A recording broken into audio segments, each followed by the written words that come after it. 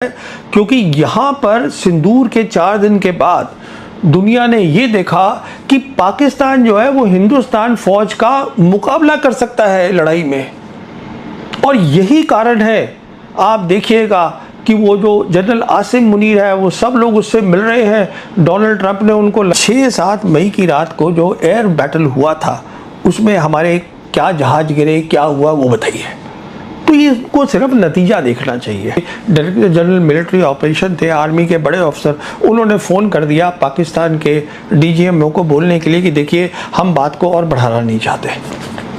तो आप बात भी नहीं बढ़ाना चाहते। American national security adviser Condoleezza Rice को उनको मीटिंग से निकाला, उनसे ये दरख्वास्त करी कि देखिए आप वो बताइए प्रेसिडेंट बुश को कि जनरल मुशर्रफ से बात करें और बात को कम करें, टेम्परेचर्स को। ये सारी बात कॉन्डोलीसा राइस ने अपनी किताब में लिखी है, नो हायर ऑनर्स। तो इसका मतलब है कि आपका जो रडार था वो भी ऑन नहीं था। अगर ये गलत है, आप मीटियोर ले गए थे, तो फिर मैं अपनी गलती मान लूँगा। राजनाथ सिंह ये क्लैरिफाई करें पार्लियामेंट के अंदर कि क्या ये बात सही है कि गलत सही बात है, क्योंकि ये तो बहुत ही गलत बात है। अगर आप इंडियन एयरफोर्स, तो राजनाथ सिंह बहुत ही सुलझे हुए तजुर्बेकार पॉलिटिशियन हैं, देश के रक्षा मंत्री हैं, उनको मालूमात है कि हिंदुस्तान की फ़ौज में क्या हो रहा है, सब जानते हैं। तो जब इतने तजुर्बेकार नेता ऐसी बात कर देते हैं जिसका कोई मतलब नहीं होता, तो उस पर चर्चा ज़रूरी हो जाती है। तो उन्होंने 2-3 ऐसी बातें कह दी हैं जिस पर चर्चा ज़रूरी है। पहली बात, उन्होंने सन 1971 की जो लड़ाई हुई थी, हिंदुस्तान पाकिस्तान की जंग, उसको उन्होंने कंपेयर कर दिया, तुलना कर दी उसकी ऑपरेशन सिंदूर से।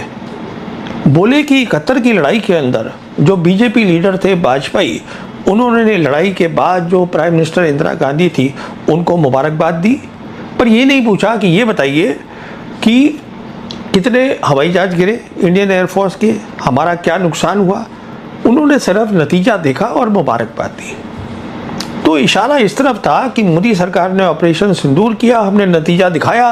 पर ये जो ऑपोजिशन है वो ये पूछ रही है कि 6-7 मई की रात को जो एयर बैटल हुआ था उसमें हमारे क्या जहाज गिरे, क्या हुआ वो बताइए। तो ये को सिर्फ नतीजा देखना चाहिए। अब यहाँ पे राजनाथ सिंह कह रहे हैं हमने भी नतीजा दिखाया, हमने घर में घुस के मारा। क्यों मारा? जिससे कि सबक मिले पाकिस्तान को कि ये जो उनकी टेररिज्म है वो चलेगी नहीं। पर वो तो माने नहीं। मैं आपसे अभी बात कर रहा हूँ, ये खबर आई है कि कश्मीर में ऑपरेशन महादेव चल रहा है इस समय, टेररिस्ट का ऑपरेशन। और आईजी कश्मीर रेंज है, इनका नाम है विधि बिरदी। इन्होंने कोई 1 घंटा पहले लोकल मीडिया को बताया है कि ऑपरेशन चल रहा है टेररिस्ट का, काउंटर टेरर ऑपरेशन, और उसमें इंडियन आर्मी भी इन्वॉल्व है, पैरामिलिट्री भी है, पुलिस भी है। तो आप मुझे बताइए वो कहाँ डरे।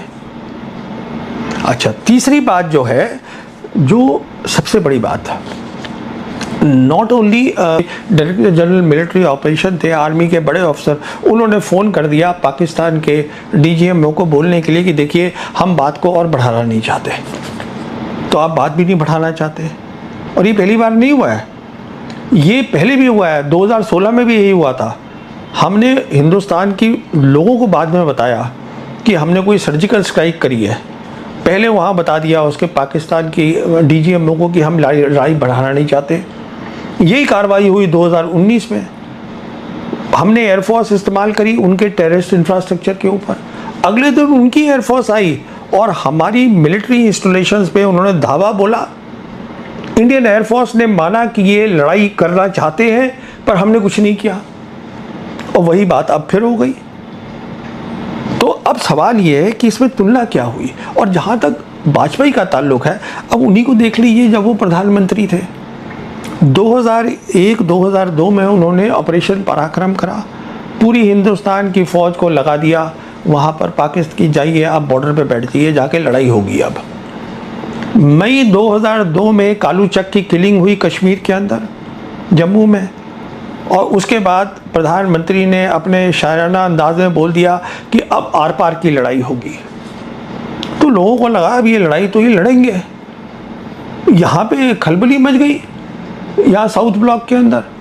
जो उनके सलाहकार थे national security adviser Brajesh Mishra, उन्होंने फ़ौरन फ़ोन किया American national security adviser Condoleezza Rice को, उनको मीटिंग से निकाला, उनसे ये दरख्वास्त करी कि देखिए आप वो बताइए प्रेसिडेंट बुश को कि जनरल मुशर्रफ से बात करें और बात को कम करें, टेम्परेचर्स को। ये सारी बात कॉन्डोलीसा राइस ने अपनी किताब में लिखी है, नो हायर ऑनर्स। तो ऐसा क्या है बीजेपी लीडर्स में, आप शुरू करते हैं फिर लड़ाई भी नहीं लड़ते।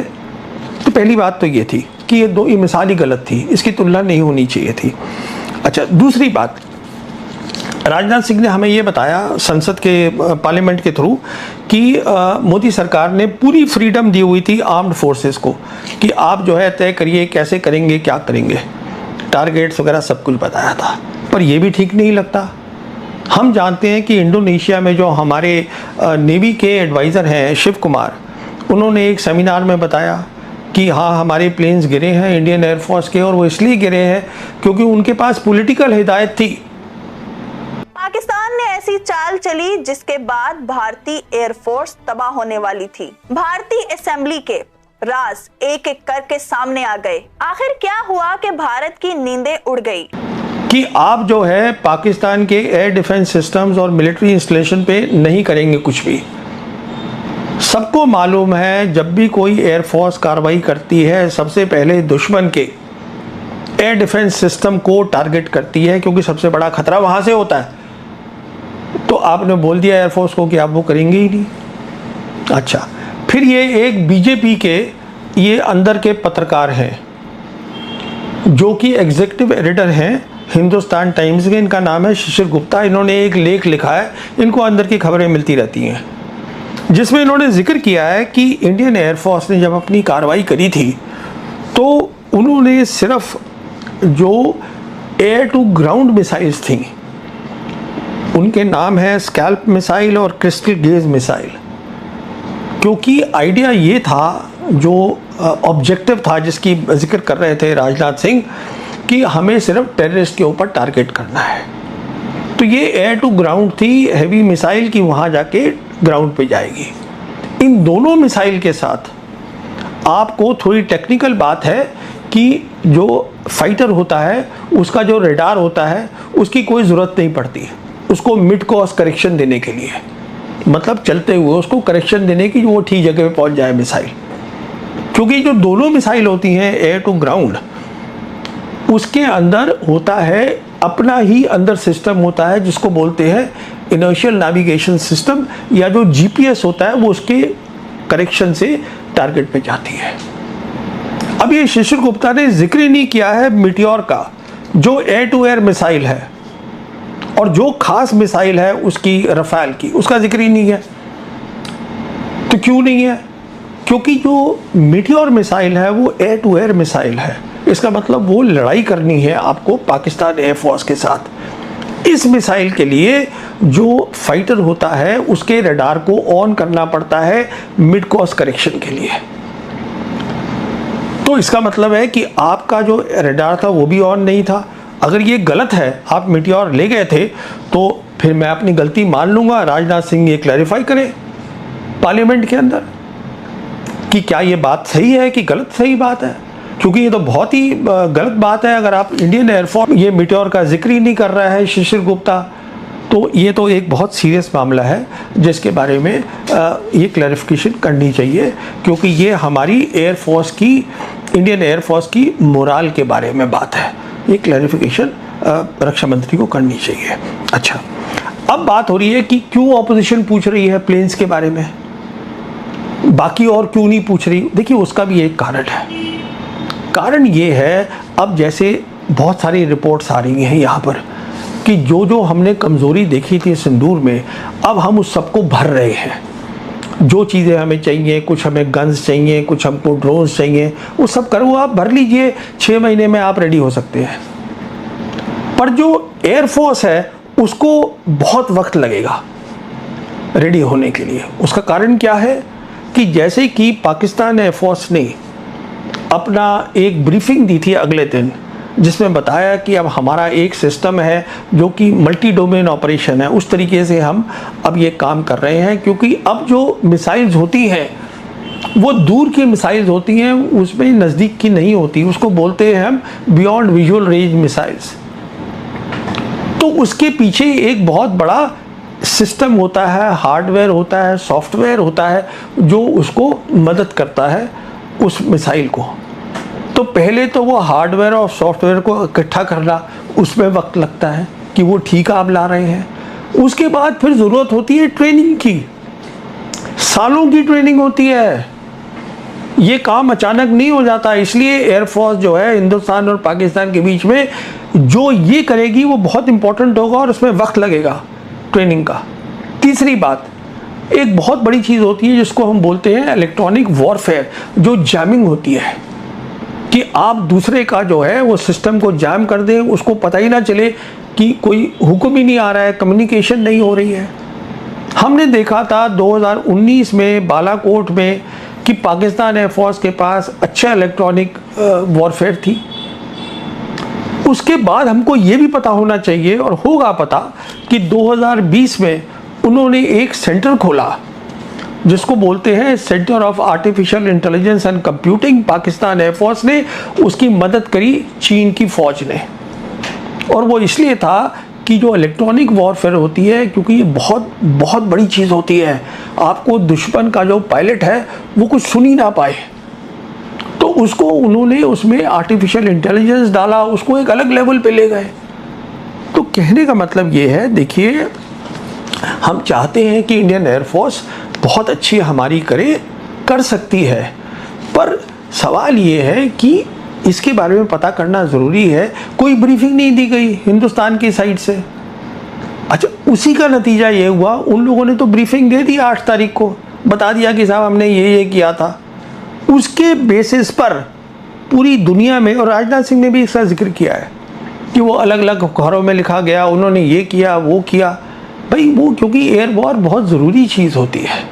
अब मैं आपको एक बहुत इम्पॉर्टेंट बात बताना चाहूँगा, देखिए, और वो ये चीज़ थी कि हिंदुस्तान की जो सैन्य शक्ति है वो पाकिस्तान से ज़्यादा है।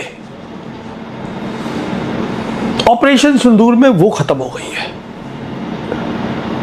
जो वहाँ बना था वो यहाँ ख़त्म हो गया है, क्योंकि यहाँ पर सिंदूर के 4 दिन के बाद दुनिया ने ये देखा कि पाकिस्तान जो है वो हिंदुस्तान फौज का मुकाबला कर सकता है लड़ाई में। और यही कारण है, आप देखिएगा कि वो जो जनरल आसिम मुनीर है वो सब लोग उससे मिल रहे हैं। डोनाल्ड ट्रंप ने उनको लंच के लिए बुलाया, और जो है वो डोनाल्ड ट्रंप बार बार बोल रहे हैं कि मैंने लड़ाई रुकवा दी, 26 बार कोई बोल चुके हैं वो। और पाकिस्तान की जो आज जो फॉरेन पॉलिसी है, वो सब लोग पाकिस्तान से बात करना चाहते हैं। उसका कारण ये है कि जो चीज़ हमने तब बनाई थी वो आज यहाँ पे उसका बहुत बड़ा नुकसान हो गया। मैं सिर्फ यही बोलना चाहता था। तो नाजरीन, ये थे वो इंकशाफ जिसने भारत को हिला कर रख दिया। आगे क्या होगा ये जानने के लिए हमारे चैनल को लाइक, शेयर एंड सब्सक्राइब करना मत भूलिएगा। वॉइस ऑफ नेशन की वीडियोस देखने के लिए हमारा चैनल सब्सक्राइब कीजिए और बेल के आइकॉन पर क्लिक कीजिए ताकि आप हमारी तमाम आने वाली वीडियो से बाखबर रह सकें।